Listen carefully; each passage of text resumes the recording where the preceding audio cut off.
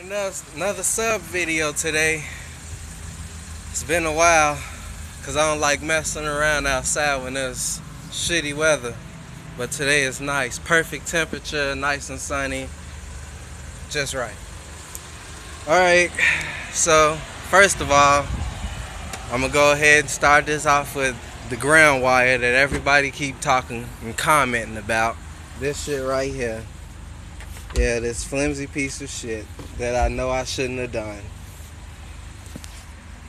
Yeah, I do it because it's actually working. Most amps will not work like this because there's not enough power for the amp. So maybe it's a low wattage amp. I don't know. I've been running this thing for 6 years, all types of ways, and it's worked. Today I'm gonna fix it though. I'm doing my own camera work, so I'm gonna try to give it to y'all step by step as best as I can. And while I'm fixing this ground wire here, I'm gonna go ahead and install this new amp just to see if it's louder than my little Rockford Fosgate BDX5, I think it's called. Real old school, before probably Born made amp. Alright, go ahead and show y'all that it works. I mean, even though it's shitty, it works for some reason. Hit play.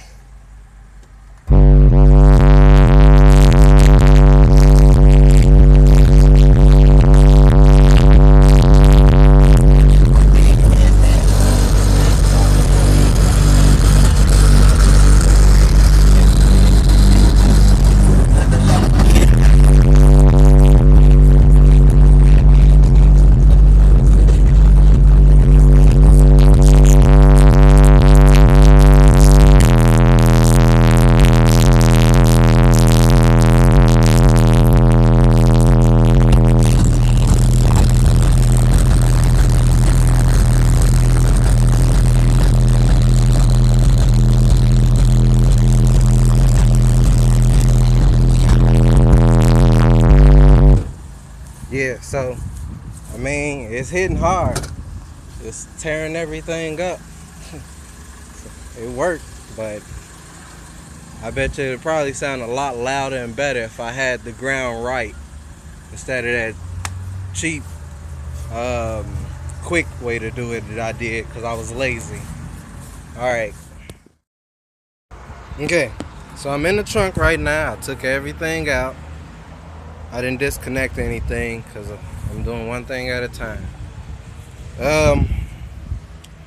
Took everything out. Now you gotta locate a spot that's solid metal on this car that you can scrape some paint off of. But this is a spot right here, but that's not a flat surface. I go for flat surfaces because I'll show you why, but you want to have it pressed up against whatever metal surface you connecting your wire to. And that's where I found this bracket right here. Is a solid piece of metal. It's actually got some holes underneath here so I can feel that nothing's behind it, because if I drill into this and there's something behind it, tear it up, you know.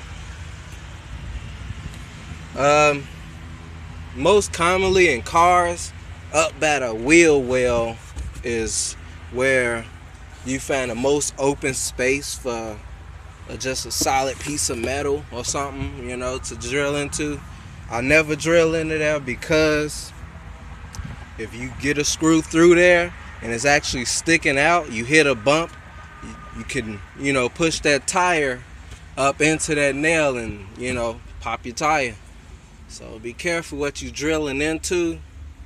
Whatever you're drilling into, make sure it won't hurt your car. It's just scratching it up, you know. You just gotta find a spot to scratch up and put a hole in. Alright, so now I'm at the step where I just scratched it off. As you can see, it's shiny and scratched up. That's how mine always look. I mean, I don't know how other people do theirs or nothing, but for me, It's kind of green around the edges because multiple layers of paint. That's why I use this drill here. Get some light on it. And this is a backwards screw that I got in there. It's backwards. And I hit the trigger and spin it really fast. Get the first few layers of paint off with this. And then after that, you're supposed to have a file, you know, the kind of file will be perfect. Just rip the paint right off. But I use this big old flathead screwdriver about as long as my arm or something. My buddy. Yep, so make sure it's shiny. That means all the paint is off because it's multiple layers of paint. It's not just one layer that you just scrape right off. Now it's time to puncture a hole. When you go to puncture a hole, you know, use a drill, but since it's got to be a metal surface, use a metal tapping screw. I don't know how clear that is, but it's like a blade on the tip. It's designed for digging in the metal, and you put that on your drill and just right in. Hey, now I'm gonna show you the hole. It took me probably 5 seconds to do with that metal tapping screw down, and it drilled right on through. I tried to center it as much as I could. Don't really matter. Just make sure you get all the wire pressed up against this metal. That's the goal. Get as much metal contact with the wire as you can. Okay, now I got the wire pulled off of that, you know, shitty little hatch, you know. Best thing to do when you're redoing your wires, let me see if I got it somewhere, is have a wire brush. Always have one. I can't do this with one hand. But what you do is you take this wire here and you brush it like some hair. Just brush it until it's completely straight. Any corrosion or anything that's on there, it ain't really corroded. On the tip, got some black on it, but other than that, it's pretty clean. But it'll change colors. It won't be copper like this. But just brush it anyway, get anything off of it. So it's basically like a new wire. And then I'm going to show you how to connect it. Press it down on there. Split it up in two. And I kind of twisted it. I ain't twisted really hard. Not really necessary. But that's so I can take my screw and put it in between. And as you can see, I got a washer on the back so I can press the entire wire up against my little area. Alright, so I got the wire in here. Let's see if I can get a good view of that. Yeah. You know, one side is one split, and then the other side at the bottom here is the other split. And I got the washer on top of it to press it against that entire metal spot. Now I can just take my socket, wrong size, but y'all get it. Take the socket, tighten it down, secure it real tight. You know, won't hurt nothing. As long as nothing behind that area, just go ahead, tighten it.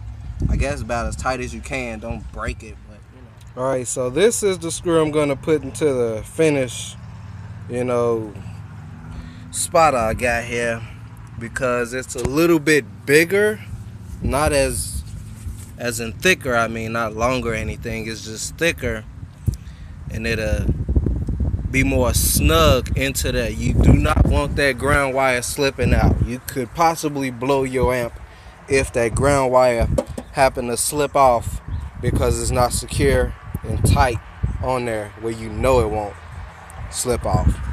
So I'm using a slightly thicker screw than what I drilled the hole with, so I know it's secure and it's not gonna come loose. Okay, I got it on there. Y'all can see that. That's how mine look. It's pressed against there good. Now I'm gonna flip my switch. I shouldn't have to turn the car on. Yep, my amp. This light is green if y'all can see that. So it's on. So that means it's getting good connection. Or a connection. Yeah, can't say it's good, but I believe it's good. Turn it back off.